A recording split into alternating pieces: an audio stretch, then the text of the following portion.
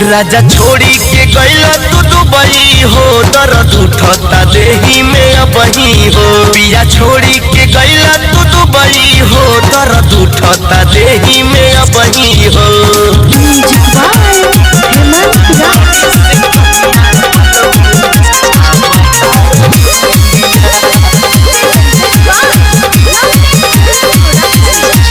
पिया पलंग पलंग टूटे जब राती के जानी हम सूते।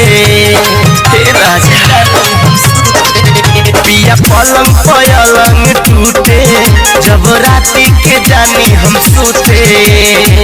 जागले जागले बीते रतिया आवे नहीं निंदिया। जागले जागले बीते रतिया आवे नहीं निंदिया। दुबई से कहिया पलमू अवतार इंडिया। दुबई से कहिया राजा हो अवतार इंडिया।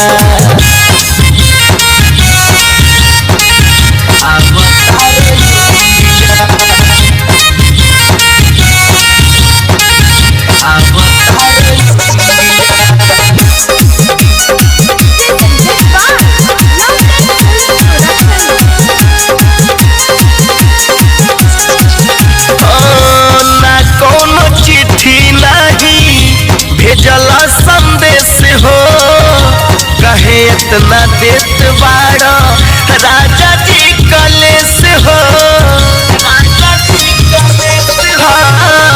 ना कोनो चिट्ठी नहीं भेजला संदेश हो कहे इतना देत बाड़ा राजा जी कलेश हो। कहे इतना देत बाड़ा राजा जी कलेश हो।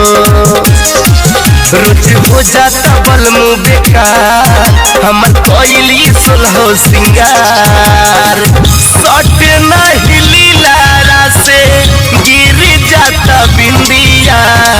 सट नहीं लीलारा से गिर जाता बिंदिया।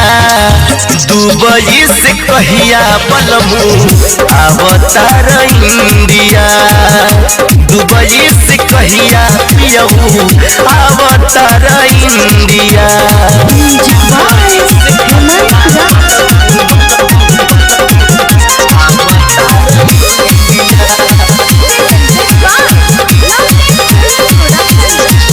हाँ तू नहीं आई बता भैया के बुलाई। उन्हीं के संगे रजबू नैहर चली जाई।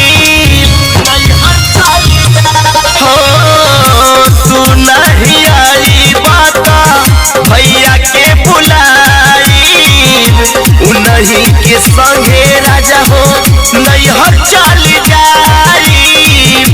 उन्हीं के संगे पिया हो नैहर चली जाई। सुना दिल कस्ती में से धमू बाबू अब होला न मनवा पे काबू। निक नहीं खिलागत हऊ विदेशी भाषा हिंदिया। निक नहीं खिलागत हऊ विदेशी भाषा हिंदिया। दुबई से कहिया बलमू अवतार इंडिया। दुबई से कहिया पिया हो अवतार इंडिया। पिया पलंग पलंग टूटे जब राती के जानी हम सूते। जागले जागले बीते रतिया आवे नहीं निंदिया। जागले जागले बीते रतिया आवे नहीं निंदिया। दुबई से कहिया बलमू अवतार इंडिया। दुबई से कहिया